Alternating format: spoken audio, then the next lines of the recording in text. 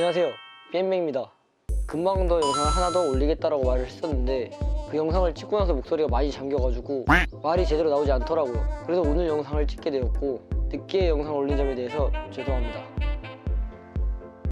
오늘 영상에서 제가 제 첫 번째 영상이 자동차 유지비 관련 영상에 대해 Q&A 형식으로 영상을 만들어 오겠다고 얘기를 했었는데요. 첫 번째 영상에도 말했다시피 자동차비 같은 경우는 부모님이 주셨기 때문에 내지 않고 있는 상황이고 기름값과 소모품과 보험비 이렇게 3개만 내고 있다고 말씀드렸는데요. 댓글에 어떤 분께서 보험비는 최대 할부가 6개월밖에 안 되는데 그 6개월을 자동차 유지비에 왜 넣냐, 그리고 자동차세가 빠졌다 이렇게 말씀을 하셨어요. 보험비를 완납을 하든 할부를 하든 간에 할부를 하게 된다고 하면은 한 달에 나가는 건 일시적으로 나가는 게 아니고 그 기간 동안 갚아야 되는 거잖아요. 저는 그거를 포함시켜서 말씀드린 거였고, 그리고 보험비를 포함해서 말한 이유가 20살 초반 이제 차를 막 사기 시작하신 분들이 보험비에 관해서 되게 스트레스를 많이 받을 거라 생각을 했고, 그리고 대부분 할부를 할 거라고 생각을 했어요. 제 주변 사람들도 그렇고 진짜 금수저가 아닌 이상은 거의 다 할부로 진행을 했었기 때문에 저는 그렇게 포함시켜서 말씀드린 거였습니다. 그리고 또한 자동차세가 왜 빠졌냐라고 말씀하시는 분도 계셨어요. 자동차세 같은 경우는 그 자동차의 배기량에 따라서 자동차세가 다르죠. 상반기, 하반기 1년치를 반 나눠서 내게 되는데 이건 어찌 보면은 소모품에 가깝다고 보면 되는 거죠. 매달 나가는 것도 아니고 6월과 12월에 내기 때문에 유지비에 포함시키지 않았습니다. 보험료 관련해가지고 전용용으로 해서 비싼 게 아니냐라는 말이 있었어요. 21살 미만은 다 전용용으로 들어가요. 보험 가입할 때 가족 한정이든 아니면 1인 소유든 다 전용용으로 들어갑니다. 나이가 어리기 때문에 전용용으로 들어가는 거고 사고가 날 확률이 높기 때문에 가격이 비싼 겁니다. 그리고 렌트카에 관해서 자동차 유지비가 부담이 되고 그만큼 유지하기 힘들면은 차라리 장기 렌트를 해라 이렇게 말씀하시는 댓글도 있었어요. 근데 저는 이게 다 부질없다고 생각을 하는 이유가 일단 내 차가 아니잖아요.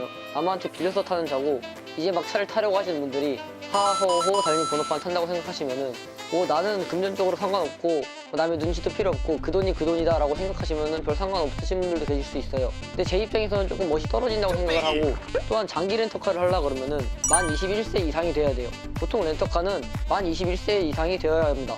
단기로 하루 이틀 끄는 렌터카 같은 경우는 전용령이라고 해가지고 만 21세 이하도 끌 수 있는 렌터카 업체가 있어요.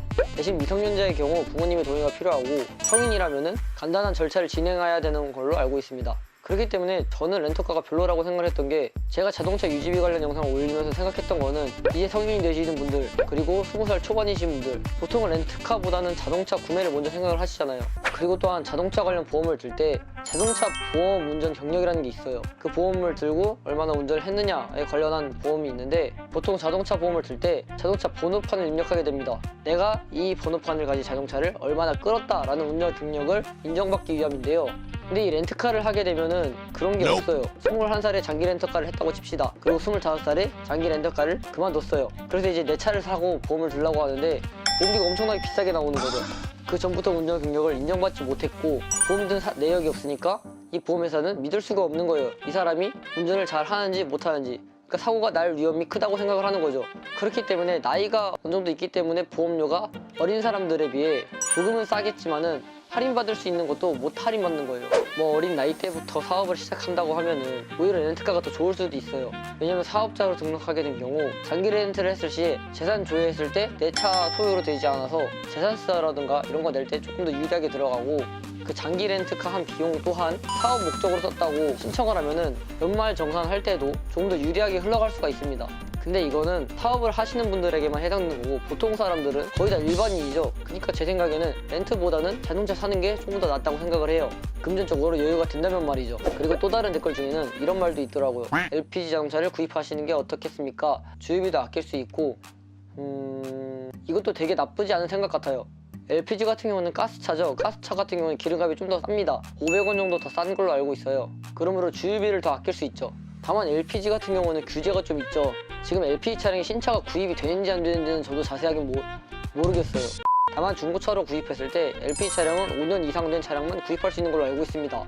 근데 LPG 차량 같은 경우는 추력이 그렇게 좋지 않은 걸로 알고 있어요. 그리고 연비가 제일 안 좋아요. 그래도 주유비가 싸기 때문에 한 번 주유를 하러 갔을 때 만땅을 넣어도 3만원, 4만원, 반도 안 나면 3만원도 안 나온다고 하더라고요. 그만큼 주유비를 절약할 수 있죠. 그 외에 많은 분들께서 댓글을 달아주셨는데 자기는 몇 살에 무슨 자동차를 끌었고 얼마 정도의 금액이 나오고 나는 얼마를 벌었다 이렇게 말씀하시는 분들이 되게 많더라고요. 저뿐만 아니라 댓글에 이렇게 많은 분들이 자기의 경험과 이야기를 해주셔가지고 자동차를 구매하려고 하셨던 분들이 어느 정도 궁금증이 해소가 된 걸 볼 수가 있었습니다. 그래서 저는 정말 기분이 되게 좋아요. 이렇게 제 첫 영상인 자동차 유지비 관련에 대해서 댓글로 달아주신 점을 이야기해 보았는데요. 일찍 취업한 학생들 분들의 이야기도 좀 보이더라고요. 특히 자신이 공부를 하는데 이런 자동차를 사면 어떻겠냐, 얼마나 돈이 나갈 것인가, 그리고 취업에 대해서 고민하시는 분들도 계셨고, 그래서 다음 영상에서는 취업 관련해서 영상을 한번 찍어보려고 합니다. 취업이 맞는 일인지 대학이 맞는 일인지, 물론 뭐가 옳고 나쁘다라고 얘기할 수는 없겠지만은 저 같은 경우 취업을 먼저 했고 취업을 하게 되면 돈을 벌고 그만큼 여유가 생기는 거잖아요. 그래서 그거에 대해서 고민을 하시는 분들도 되게 계셨고, 아니면 이것을 포기하고 자기가 원하는 대학을 가는 것이 맞는 것인지에 대해 고민하시는 분들도 계시더라고요. 이것에 대해 제 이야기를 들려드리도록 하겠습니다. 오늘 영상도 재밌게 봐주셔서 감사하고, 유익한 정보가 되셨다고 하면 좋아요와 구독하기 한 번만 부탁드립니다. 그럼 다음 영상에서 뵙고 더욱더 열심히 하는 PM뱅이 되도록 하겠습니다.